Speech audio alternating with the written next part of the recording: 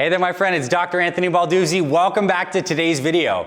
Today we're going to continue our series on the best strength training exercises for women, and we're going to talk about leg training and one of the best leg exercises of all time, the lunge. And I'm joined here by Coach Kat from our team. We're going to be demonstrating the most effective ways to do a lunge, 3 varieties. And here's the simple truth. The normal lunge that most people do totally sucks. And I'm talking about the lunge where you're doing this and you kick yourself back. The reason this exercise totally stinks is when I'm pushing myself back, I'm losing all this tension on the front leg, and I have to catch myself with this back leg for balance. When we're doing single leg exercises, we want to create continuous tension. So our first variety is going to be doing a reverse or step back lunge. So Kat, go ahead. She's going to get a nice shoulder width stance. Now instead of stepping forward, she steps back. And as she steps back, she's loading that glute in that front leg, and she's going to alternate legs and do a couple reps. Boom. Lots of load there. Nice slow descent. Working that glute and exploding on up. There's tension the whole way through this motion.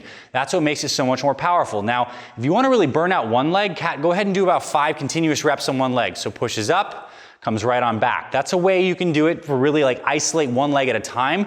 Wonderful. And go ahead and isolate the other leg just so we get a nice camera angle. Down, pause, fire on up. Very, very good. Now, as you're doing this lunge, it's all about that step back and all about that stability. Now, for balance purposes, you might find that you want to step a little bit wider. So go ahead and show people like a slightly wider step back if that helps with your balance. Or you may find for your hips that stepping really narrow feels good for you too. This is where there's a little individual variety with how your hips are anatomically oriented. Okay, we can also add weights, of course, to make this even more challenging. So we'll do a few more reps. Say Catherine will have the dumbbells. Dumbbells are great for this. Pause. Fire that glute. This is what really makes it a great muscle building exercise when you pause and get that explosion out of the hole. So that is our first type of most effective lunge. Let's move on to number 2. All right, so the second most effective lunge variety is the curtsy lunge. And Kat's going to demonstrate this for us. So we have a nice shoulder width stance as we do, body weight, and now she's going to take her right leg and drop behind her. So it's like we're looking at a clock. She's kind of going around 7 or 8 o'clock over here, right in the corner. We don't have to get too exaggerated. Like Kat, she'll really exaggerate on the side lunge. That could be too much on the hip and the knee. It's like really not good. We want to feel like our hips are facing forward. We're just kind of like dropping back. And the benefit of the curtsy lunge is we're loading that glute in a pretty substantial way. And keep on doing some reps. Good. That glute is loaded. Now show the other side. You can alternate them one at a time. And you really want to focus on that mind-muscle connection of loading that glute, slow, pause, out. I also think for most people's knees, the knee is tracking a little bit over the toe, and that's perfect and ideal. If you have knee pain, you might want to play around with what angle your knee is in. Is it going a little more to the outside? Is it a little more forward? Either way, you're going to find what works best for you. The curtsy lunge is amazing. And of course, you can also load this. You can hold a weight as you're going through or dumbbells at the side, but it's a really great way to kind of do it as a finisher. And I think it's related to a little bit of a dynamic exercise called like an ice skater. Can you do some of those?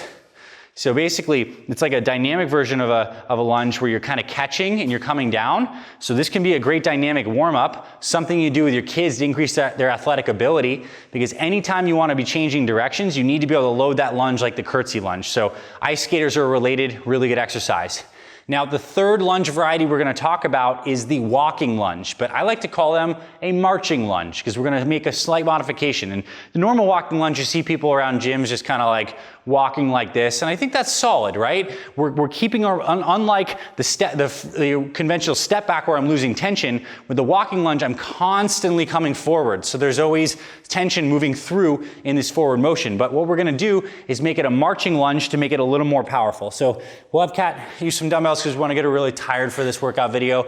So go ahead. We're going to begin our walking marching lunges. Step forward, come down, fire up, hip comes through.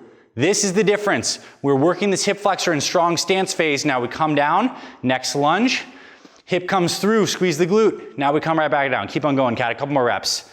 So, good. Down, fire up. Down, fire up.